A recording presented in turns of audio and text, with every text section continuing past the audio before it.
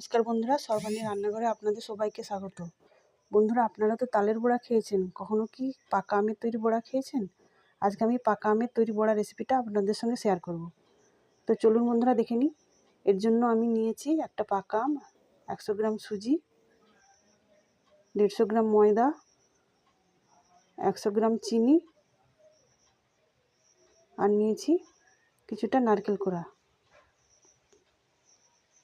তো বন্ধুরা, প্রথমে আমি আমটাকে খোসা সহ আটির চারপাশ থেকে এইভাবে কেটে নিয়েছি। এবার আমি একটা ব্লেন্ডার নিয়ে নেব ব্লেন্ড করার জন্য। তো ব্লেন্ডারের মধ্যে আমি এই আমের শাঁসটা এই চামচ দিয়ে বার করে দিয়ে দেব।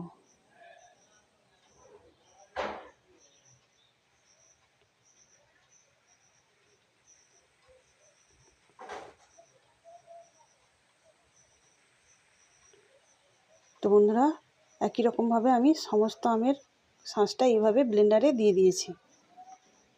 এবার এর মধ্যে আমি দিয়ে দেবো সুজি, দিয়ে দেবো নারকেল কোড়া। তো বন্ধুরা, নারকেল কোড়াটা না দিলেও হবে, তবে এই নারকেল কোড়াটা দিলে বড়ার টেস্ট অনেকটা বেশি হবে। তো এর মধ্যে এবার দিয়ে দেবো আমি 75 গ্রাম চিনি। তো বন্ধুরা, আপনাদের প্রয়োজন মতো আপনারা কম বেশি উপকরণ দিয়ে রেসিপিটা তৈরি করতে পারেন। তো এবার আমি ব্লেন্ড করে নিয়েছি। এবার এটাকে আমি একটা বড় পাত্রে ঢেলে নেব। তো এর মধ্যে সুজি থাকার জন্য আমি ঢেকে দিয়ে 10 মিনিটের জন্য রেস্টে রেখে দেবো। তো 10 মিনিট পরে আমি ঢাকাটা খুলে দিয়েছি। এবার দেখুন বন্ধুরা, সুজিটা ফুলে উঠে কতটা সফট হয়ে গেছে।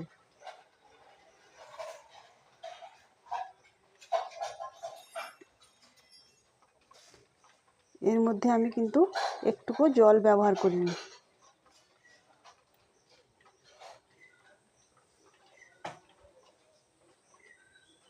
তবে এর মধ্যে আমি এবার দিয়ে দিচ্ছি স্বাদমতো লবণ, সামান্য বেকিং সোডা।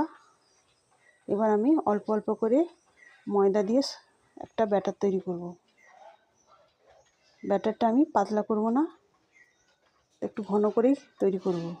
তো আমি দেখিয়ে দেবো আমার ব্যাটারটা ঠিক কেমন হবে।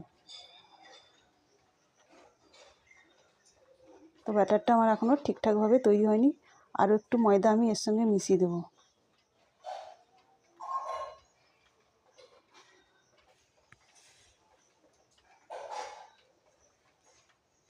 তো বন্ধুরা দেখুন, আমার ব্যাটারটা ঠিক এই রকম ঘন হয়েছে।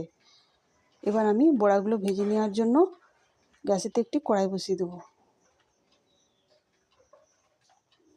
তো কড়াইটা খুব ভালো করে গরম হয়ে গেলে এর মধ্যে আমি দিয়ে দেবো রিফাইন তেল।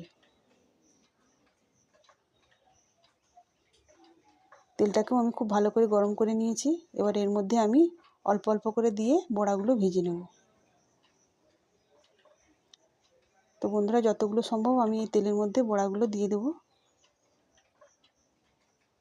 তো এক পাশটা খুব ভালো করে আঁচ খেয়ে গেলে তবে আমি উল্টাবো, নাহলে লেগে যেতে পারে।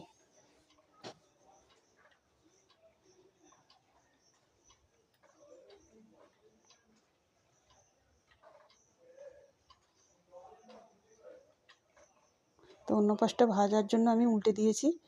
আরও কিছুক্ষণ আমি লো টু মিডিয়াম আঁচে এই বড়াগুলোকে ভেজে নেব।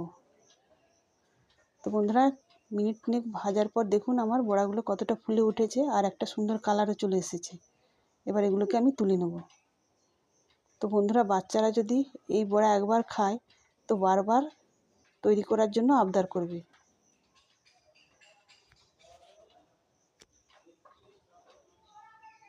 একই রকমভাবে আমি সমস্ত বড়াগুলো ভেজে নেব।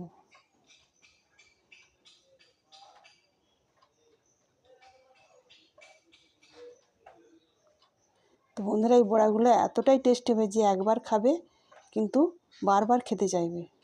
তো এইভাবে আমার সমস্ত বড়াগুলো ভাজা হয়ে গেছে। বড়াগুলো দেখতে যেমন সুন্দর হয়েছে, খেতেও কিন্তু অসম্ভব টেস্টি হবে। তো বাড়ির সবার জন্য একবার এইভাবে বড়াটা বানিয়ে দেবেন, দেখবেন সবাই আপনার খুব প্রশংসা করবে। তো আমি ভেতরটা কেমন হয়েছে একবার দেখিয়ে দেবো। ভালো লাগলে অবশ্যই লাইক দিয়ে একটা কমেন্ট করবেন, আর সাবস্ক্রাইব করতেও ভুলবেন না। সবাই ভালো থাকবেন, সুস্থ থাকবেন। ধন্যবাদ। নমস্কার বন্ধুরা।